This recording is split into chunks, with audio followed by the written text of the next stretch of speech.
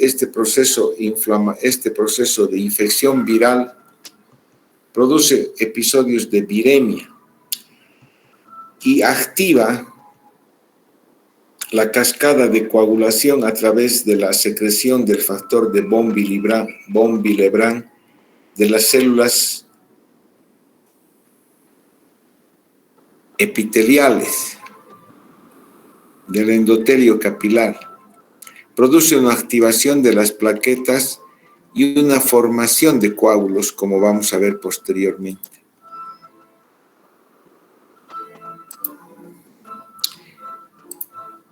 Voy a poner en pantalla grande porque necesito esto ver.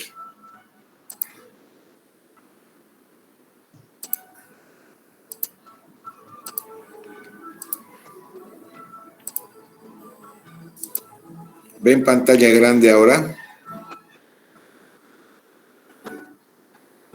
Amigos. Sí, doctor. ¿Se ve la pantalla completa? Sí se ve, doctor. Entonces, una vez que el virus del COVID llega al epitelio respiratorio, al espacio alveolar, puede unirse a las células del epitelio respiratorio o a los alvéolos, al neumocitos tipo 2.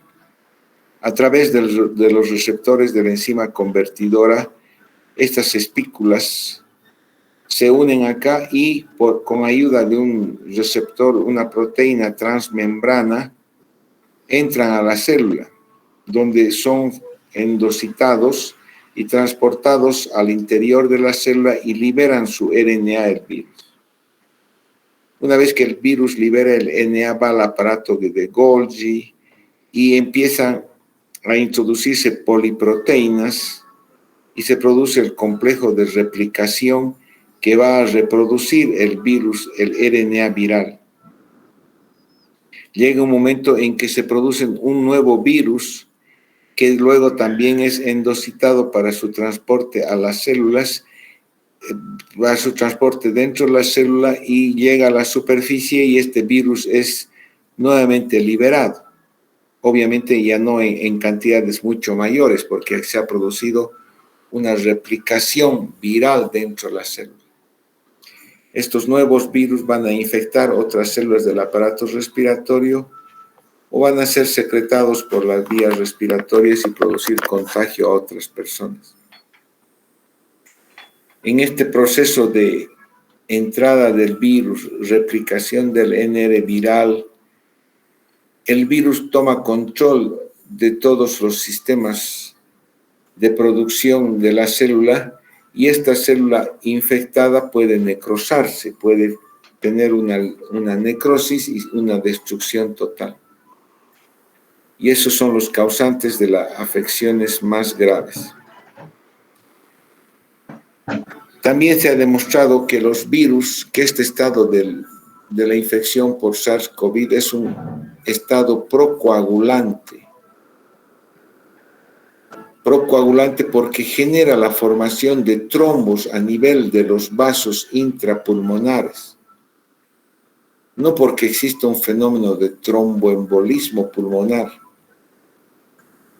No porque existan trombos, coágulos que nazcan en los miembros inferiores y se trasladen y migren a las arterias pulmonares, sino que localmente en las arteriolas pulmonares se produce un fenómeno de microtrombosis diseminada por un estado hiperprocoagulante antifibrinolítico.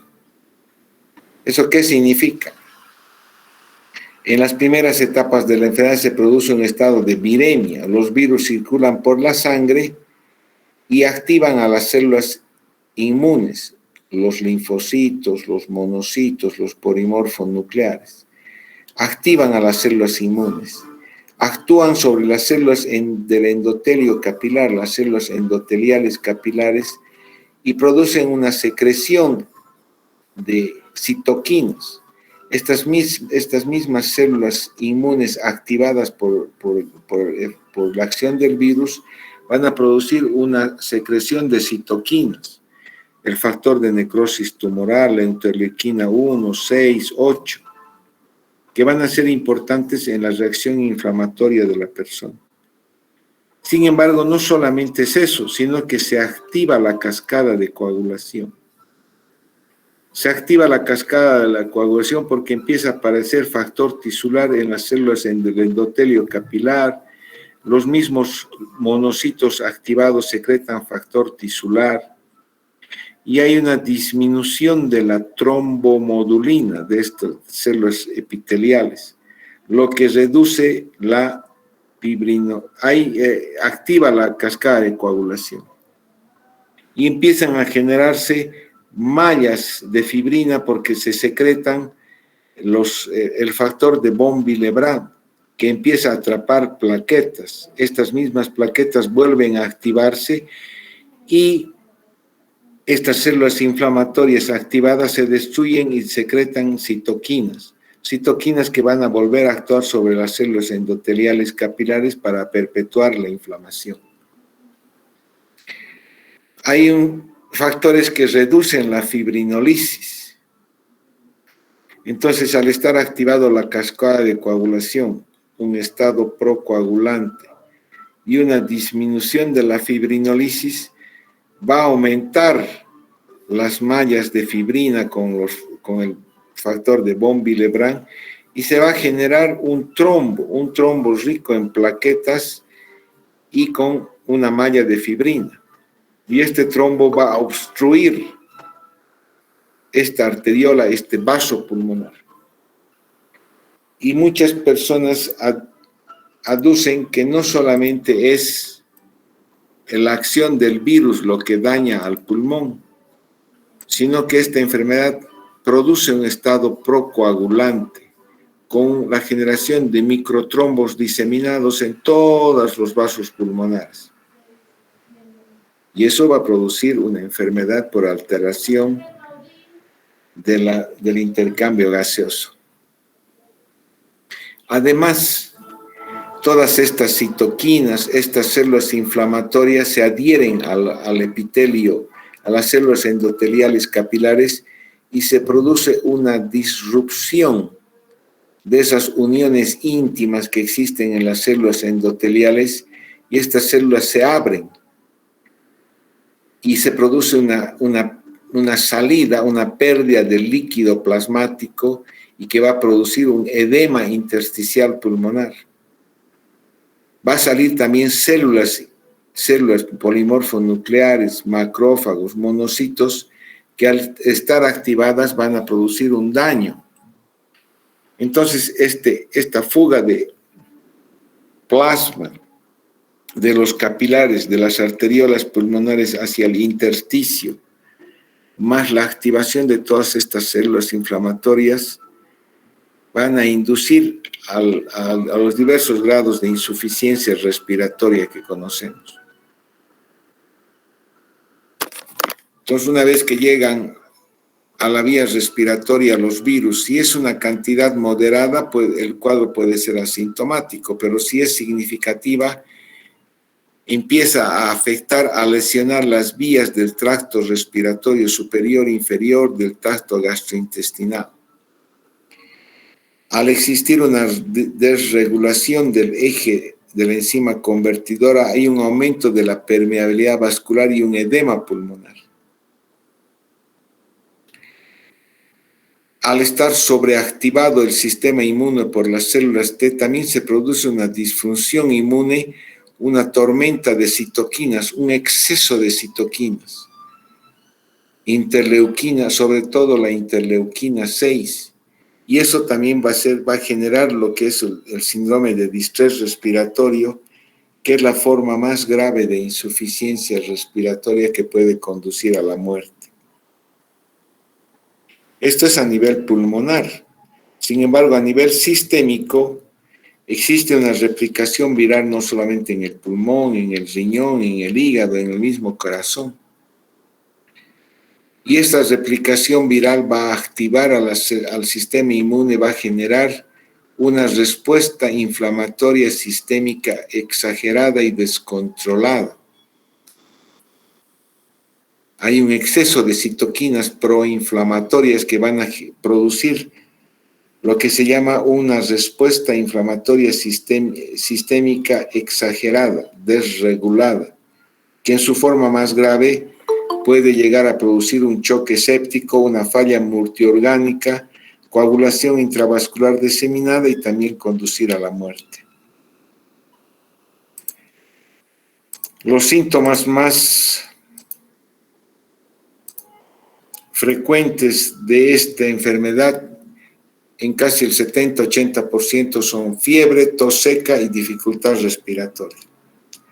Indudablemente la dificultad respiratoria se presenta sobre todo en los casos moderados a severos, ¿no? Y en los graves, obviamente. En un tercio hay mialgias, artralgias, dolor de espalda, dolor de cabeza. El dolor de espalda y el dolor de cabeza también son característicos de esta enfermedad. Puede haber síntomas digestivos, vómitos, diarrea, odinofagia, pérdida del olfato, anosmia y ageusia o disgeusia. Son pacientes que se quejan que todo lo sienten salado, o directamente no sienten ningún sabor. Entonces puede haber una anosmia o una disgeusia. Hay dolor abdominal y hay poca rinorrea. No es como un resfrío común donde la característica principal es la rinorrea. En casos asintomáticos leves, que es el 80%, hay un periodo de incubación de 4 a 5 días y que puede durar hasta 14 días. O sea, después de un contacto con una persona sospechosa de coronavirus, uno espera que en 4 o 5 días, si es que uno se ha contagiado y no tiene inmunidad, desarrolla la enfermedad.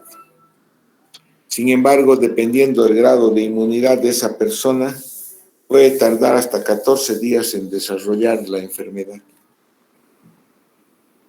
Y obviamente son asintomáticos leves en casi el 80% de los casos. O son asintomáticos, no tienen ningún síntoma y solamente se hace el diagnóstico de SARS-CoV por pruebas que buscan antígenos o el PCR viral. Sin embargo, no tienen ningún síntoma. La mayor parte son asintomáticos o tienen síntomas leves, el 80%. Síntomas leves que parecen un resfriado, pero sobre todo con dolor de cabeza, espalda, articulaciones, mialgias. La tos es seca con expectoración blanquecina. Fiebre, anosmia, disgeusia, ageusia y diarrea. Un 15% ya se catalogan como graves porque empieza a aparecer dificultad respiratoria. La disnea con una saturación de oxígeno menor de 92, respirando aire ambiente, ya es un signo de gravedad. O una taquipnea con una frecuencia respiratoria mayor de 30.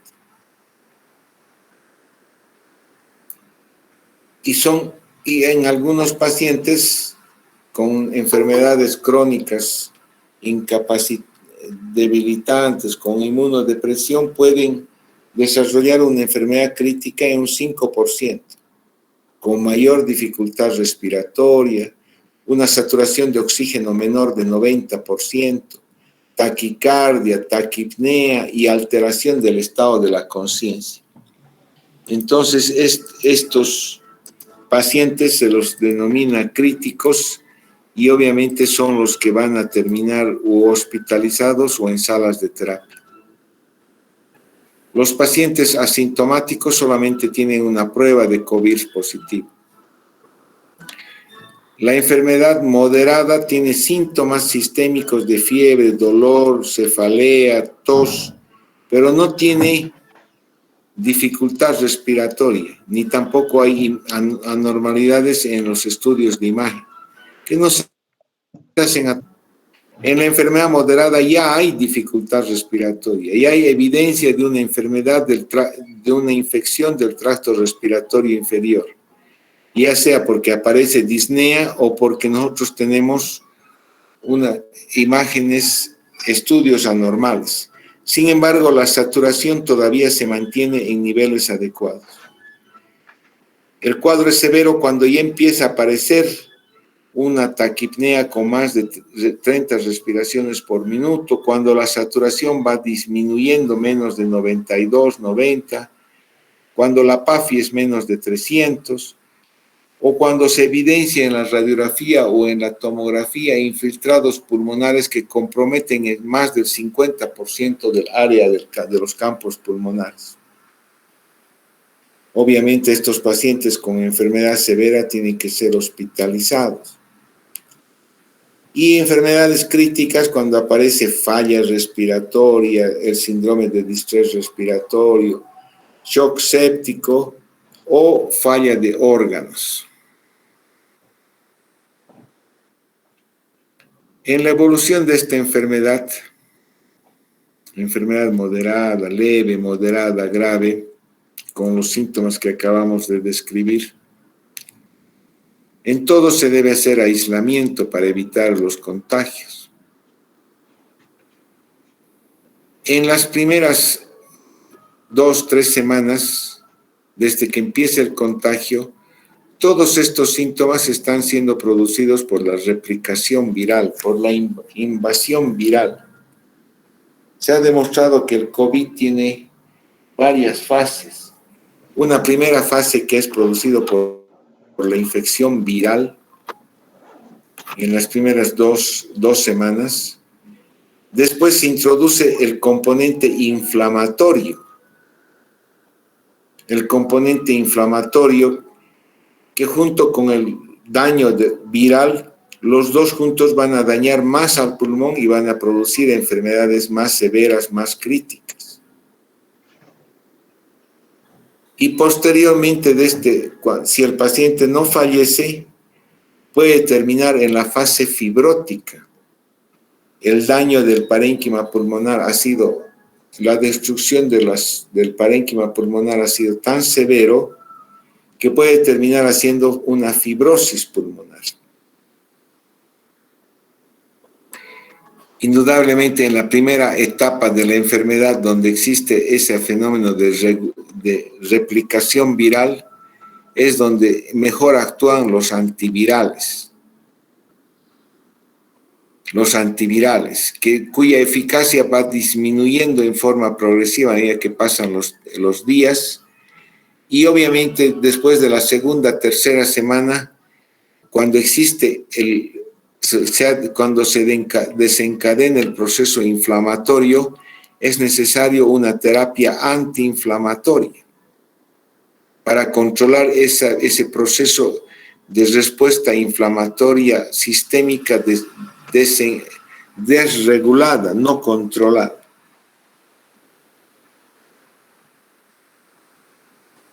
La clave en la evolución del coronavirus está en la segunda semana. En la segunda semana. En la primera semana todos tienen fiebre, tos, cefalea, malestar general. Pero es alrededor de la segunda semana donde, si el paciente va a tener una mala evolución, empieza a tener dificultad respiratoria, disnea. Alrededor del 9º y del 10º día es donde aparece la sepsis y la dificultad respiratoria. Y son estos pacientes en la segunda semana los que terminan siendo internados en terapias, recibiendo corticoides. Entonces, si un paciente con coronavirus logra superar, obviamente si un paciente con enfermedad severa, los asintomáticos superan la primera, segunda semana sin problemas. Los también con enfermedad leve también superan. Pero aquellos con enfermedad moderada, severa, el punto clave está en la segunda semana. En la segunda semana es el tiempo donde o desarrollan complicaciones y esto les puede inducir la muerte. Indudablemente, cuando estos pacientes tienen una enfermedad grave, se ha demostrado que las pruebas positivas de PCR pueden durar hasta 2-3 meses. Aquí dice, han estudiado hasta el día 21. Sin embargo, hay algunos pacientes que llegan a tener incluso una persistencia del estudio de PCR en búsqueda del RNA viral cuya positividad dura por lo menos unas 3-4 semanas. Obviamente se ha determinado que esa positividad no son por virus viables, y son virus son restos del RNA viral, y estos pacientes ya no se los considera infecciosos de esa semana. La mortalidad es mayor en los pacientes mayores de 60 años, que puede llegar hasta el 80%, dependiendo de los recursos, dependiendo la prontitud del tratamiento, dependiendo la disponibilidad de apoyo médico. Sobre todo en pacientes que tienen patología pulmonar incapacitante, como la enfermedad cardiovascular, hipertensión, diabetes, enfermedad pulmonar crónica, renal, obesidad, inmunodeficiencia. En aquellos pacientes con menores de 60 años con enfermedad moderada, pueden tener una mortalidad de menos del 2%. Y sobre todo está dada por la capacidad que tenemos nosotros de desarrollar inmunidad. Ayer hablábamos de que todos nosotros, por ejemplo, con el virus de la influenza, desarrollamos inmunidad a un determinado serotipo del virus de la influenza. Sin embargo, necesitamos a veces una vacunación anual para reforzar nuestra inmunidad. Y si ustedes han escuchado el informativo ayer de Euronews, han detectado en un niño de 4 años en la China un nuevo virus de la influenza, una variabilidad mayor. Han detectado un virus de la influenza H3N8, un virus completamente diferente al cual no tenemos nosotros inmunidad. Y esto es lo que sucede.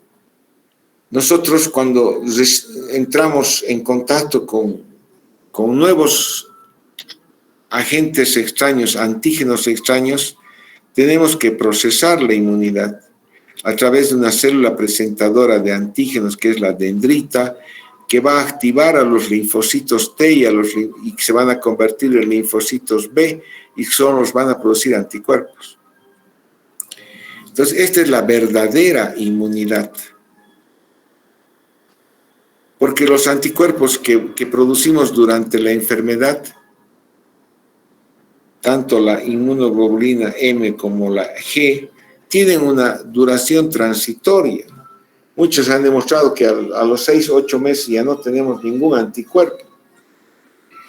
Pero son los linfocitos T los que conservan la memoria de una inmunidad. Son los que conservan la memoria de que le han presentado un determinado antígeno.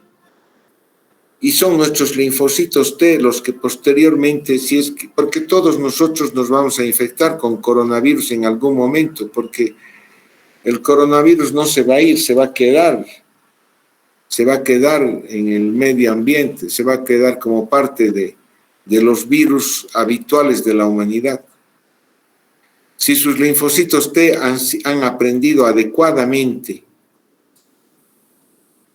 de la presentación de ese antígeno que es el coronavirus, porque el individuo o se ha enfermado o por el que el individuo se ha vacunado, entonces esos linfocitos T rápidamente van a producir anticuerpos. Y esos anticuerpos son los que van a combatir la invasión de los antígenos, de los virus. Pero nosotros no sabemos y no podemos medir qué calidad de linfocitos tenemos. De ahí la duda en saber si la vacuna o el haberse enfermado por COVID nos va a producir una inmunidad duradera. Porque nosotros no sabemos cómo están nuestros linfocitos T en este momento después de 2-3 vacunas o después de haber enfermado COVID. Y obviamente, ¿cómo hacemos el diagnóstico? Buscando por método de ELISA los anticuerpos, inmunoglobulina G y inmunoglobulina M. Estos anticuerpos son transitorios. Estos empiezan más o menos a la primera semana y en 2 semanas desaparecen. Estos aparecen a la segunda, tercera semana y a veces al tercer, cuarto mes ya desaparecen. Estos anticuerpos son transitorios. Y en este momento de la pandemia, donde la humanidad se ha vacunado en forma masiva, o donde se ha enfermado en forma masiva, puede que en algunos exista una persistencia de inmunoglobulina G, pero la detección de una positividad de inmunoglobulina G para coronavirus no significa que esta persona esté enferma. Significa que tiene anticuerpos que han sido generados por los linfocitos y no sabemos si ha sido por una exposición a los virus o ha sido una exposición a los antígenos atenuados de las vacunas. Entonces, la detección de inmunoglobulina G, la detección de anticuerpos, ahora no sirve para diagnosticar la enfermedad. En un principio de la pandemia, el 2019, diciembre, enero del 2020, enero, febrero, marzo, nosotros podríamos diagnosticar coronavirus por la detección de anticuerpos, detección de inmunoglobulina M o G, porque en esa época ningún humano había estado en contacto con el SARS-CoV-2. Entonces, ningún humano tenía anticuerpos contra ese virus. Entonces, en esa época, cuando detectábamos inmunoglobulina E para el SARS-CoV, significaba que ese individuo entró en contacto con el virus y sus linfocitos empezaron a producir anticuerpos. O sea, la única forma, la única explicación para que tenga anticuerpos es que sus linfocitos hayan entrado en contacto con los virus. Pero ahora todo eso ha cambiado, porque las personas que se han infectado 1 o 2 veces ya tienen sus linfocitos que han aprendido el contacto con los virus, entonces producen anticuerpos. Entonces, si yo detecto ahora en una persona que se resfría y le pido una prueba serológica porque es barata y me detecta inmunoglobulina G, yo nunca voy a saber si es por infección actual o es por su memoria que existe en los linfocitos T.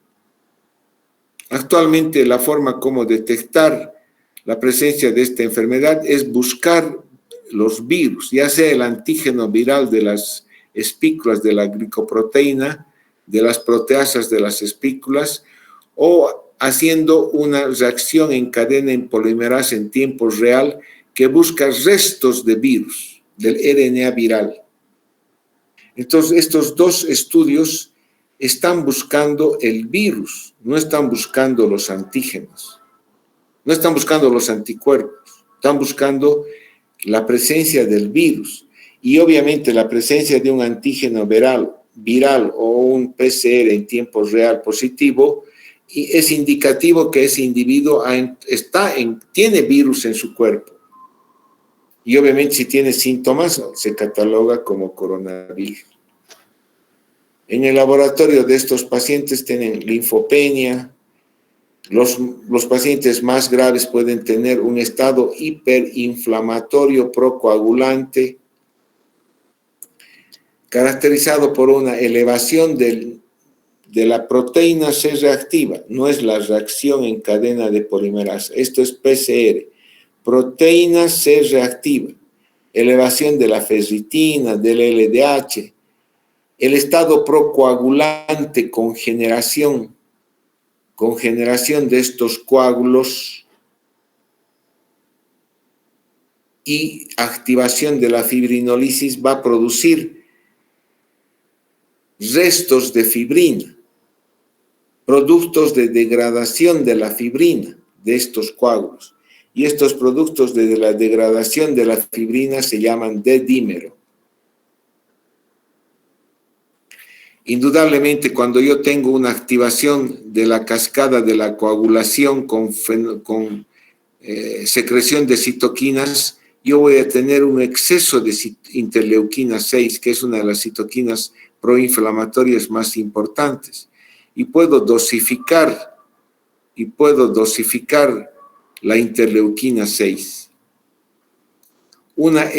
Obviamente la interleuquina 6 es útil, es una citoquina inflamatoria. Cuando sus valores están por debajo de 200 unidades, eso significa que existe una respuesta inflamatoria adecuada. Pero cuando los valores de la interleuquina 6 están en los miles, en 2000, en 3000, existe un exceso de interleuquina 6. Y eso es un estado hiperinflamatorio no regulado. Y eso se llama la presencia de una tormenta de citoquinas. Un exceso de citoquinas van a producir un daño endotelial severo y puede conducir a una falla de múltiples órganos.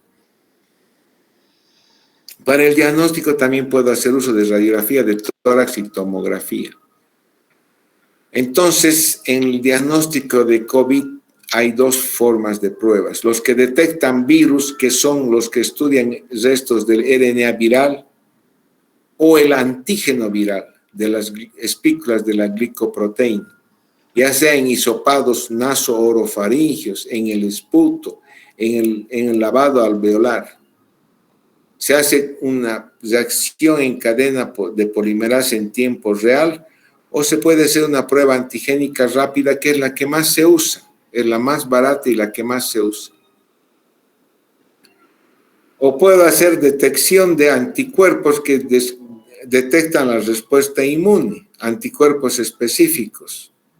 Pero les digo, estas pruebas ya no son útiles porque todo el mundo ha sido vacunado o una buena proporción de las personas han enfermado. Entonces, la detección de estos anticuerpos virales no me indica enfermedad aguda. Lo que me indica enfermedad aguda es la detección del RNA viral o del antígeno viral. En la radiología, el patrón que se ve es un vidrio esmerilado, un patrón intersticial, infiltrados alveolares bilaterales o múltiples, que tienen característicamente una distribución periférica y que predomina sobre todo en las regiones inferiores. Un infiltrado intersticial en vidrio despulido, que predomina en las regiones inferiores. Infiltrado difuso intersticial. En la tomografía no es una imagen de condensación, la imagen de condensación es blanca. Es un infiltrado difuso en vidrio despulido en las zonas inferiores y posteriores, con engrosamiento de los septos porque existe exudado a nivel de las cisuras, engrosamiento de los septos.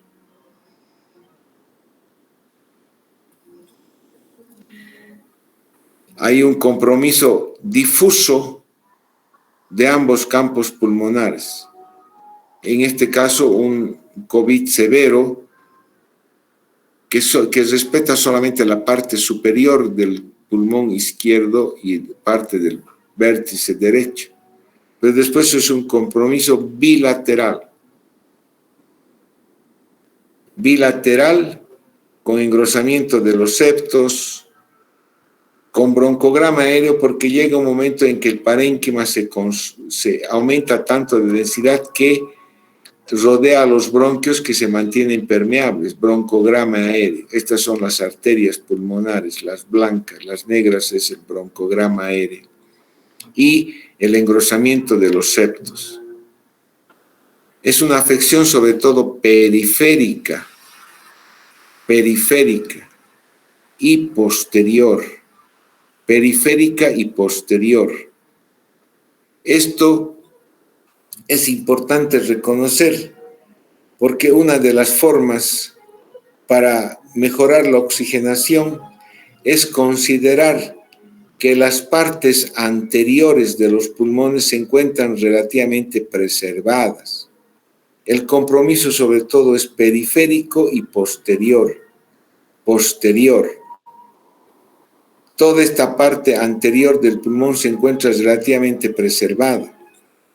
Entonces, una forma de mejorar la oxigenación en estas personas es ponerlos en decúbito prono. Es pedirles que vivan echados de barriga durante 10 días para permitir que el flujo sanguíneo que va más hacia las zonas declives, al ponerse en decúbito prono, va a ir a las zonas más sanas y va a producir una mejora de la oxigenación hasta que el paciente controle la enfermedad a través del desarrollo de su inmunidad. Entonces yo pido a este paciente que tiene un compromiso posterior que se eche de barriga. El flujo sanguíneo va a ir a estas zonas más sanas y va a mejorar la oxigenación. ¿Y qué le puedo dar a estos pacientes? Antivirales, un tratamiento específico son los antivirales. Análogos de los nucleósidos. El más efectivo es el remdesivir. Inhibidores de la neuramidasa, el oseltamivir, pero no es efectivo contra el coronavirus. Inhibidores de la proteasa se ha usado en la combinación de liponavir y ritonavir. Tampoco son específicos. Ya ha aparecido actualmente el molnupiravir, que vamos a ver qué es. Puede haber anticuerpos monoclonales. Se puede hacer uso de anticuerpos monoclonales contra el mismo virus, que es lo que el Trump le han dado con un costo de $25,000, $30,000. Anticuerpos monoclonales contra el mismo virus, pero que no tenemos en disponibilidad abierta. Puede haber anticuerpos monoclonales contra las citoquinas, cuando existe una tormenta de citoquinas. Y una serie de medicamentos que se han usado y que no han demostrado beneficio. Cuando la enfermedad es leve, el tratamiento es sintomático, con reposo y aislamiento. Aislamiento por lo menos 14 días para cortar la transmisión de la enfermedad. Actualmente el aislamiento ya está en 5 o 7 días. Obviamente esto está del año pasado. 5 o 7 días de aislamiento. Cuando la enfermedad es leve, moderada, está aprobado el uso del molnupiravir. Es una prodroga que modifica la RNasa polimerasa, la polimerasa del RNA viral.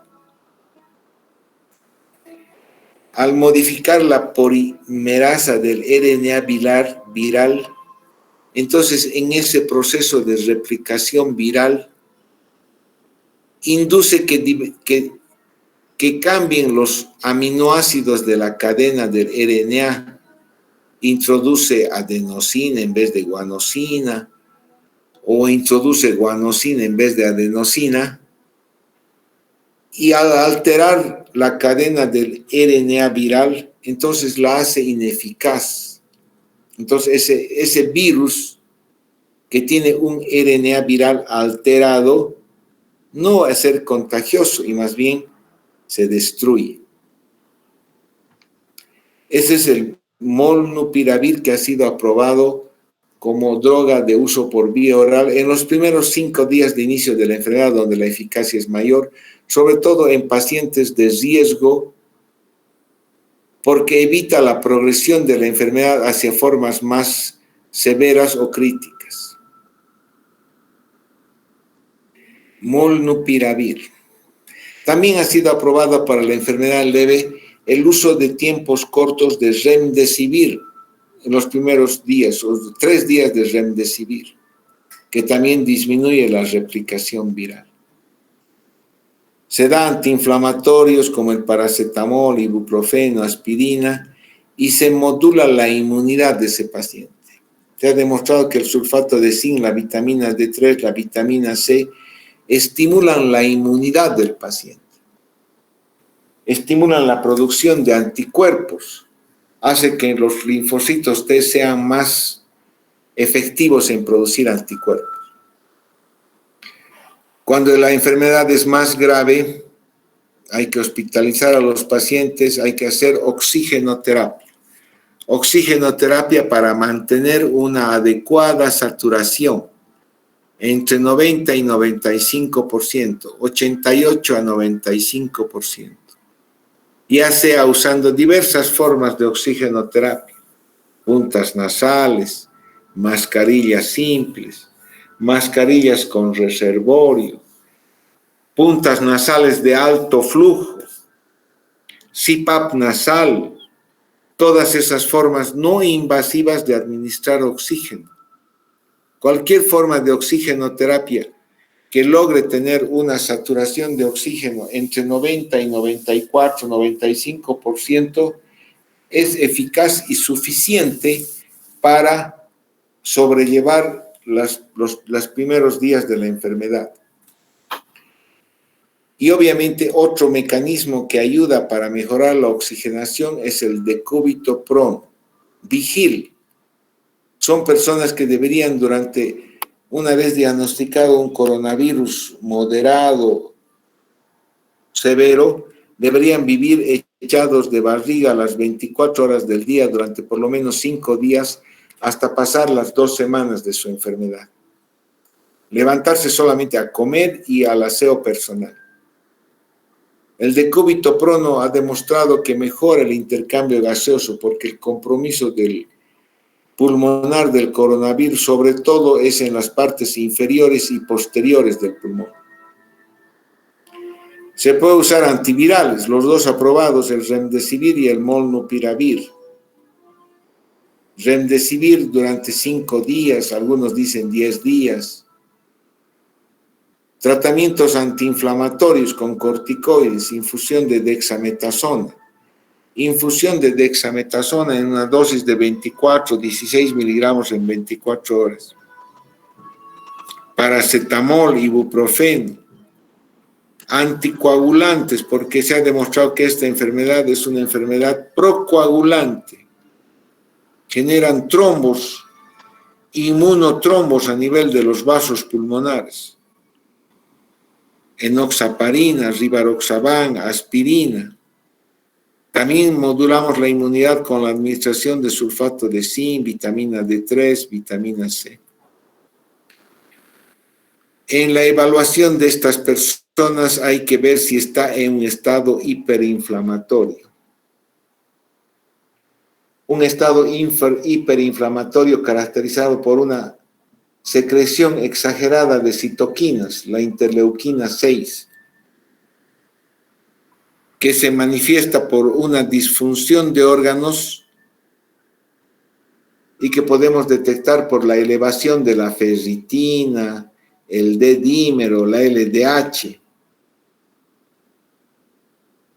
El estado siempre se asocia a un estado procoagulante.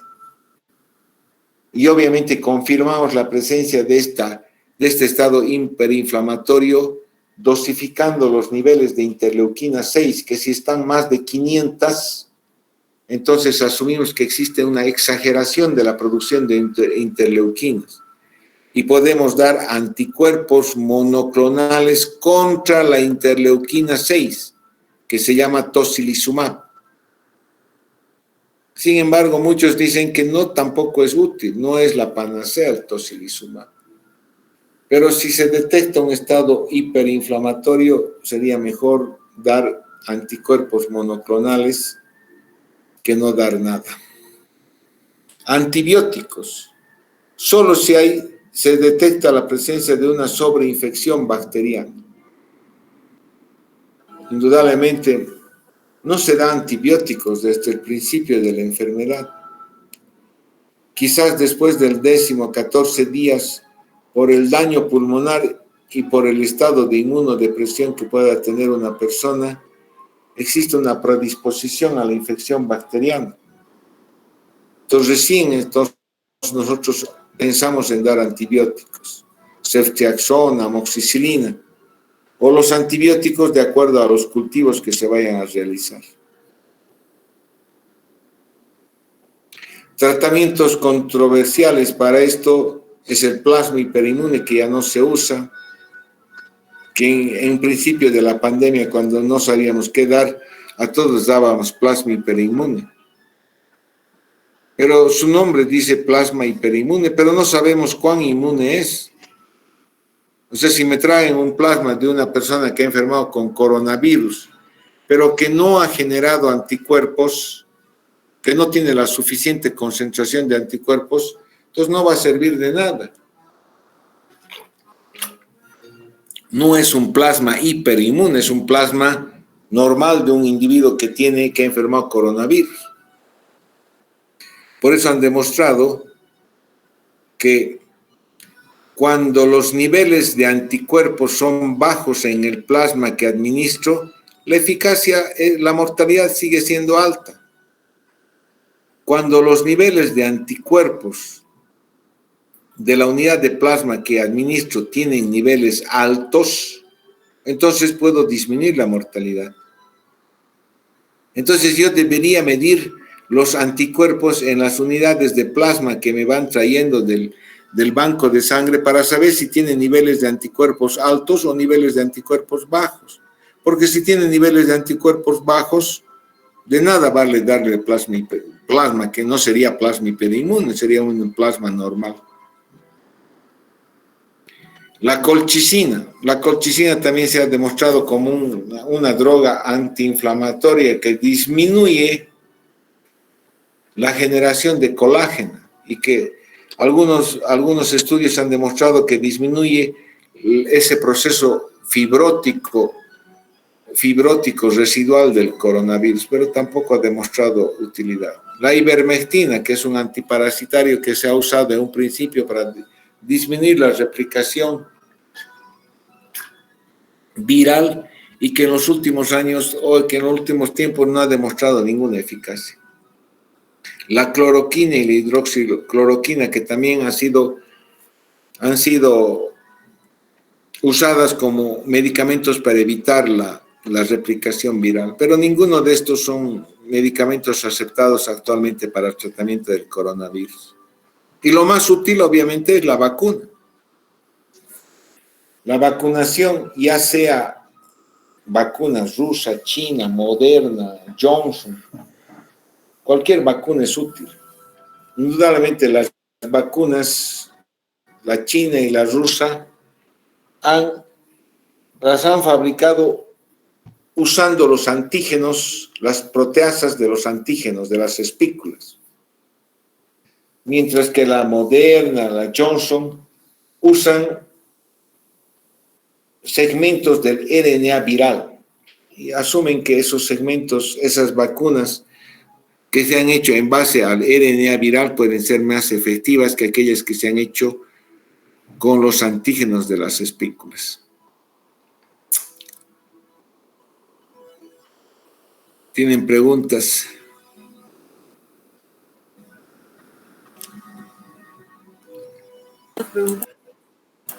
Doctor, tengo una pregunta.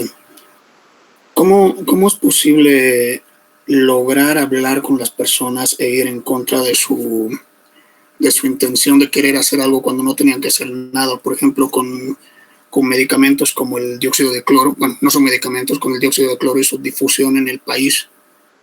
¿Cómo contrarrestas esa opinión? Con el tiempo, pues.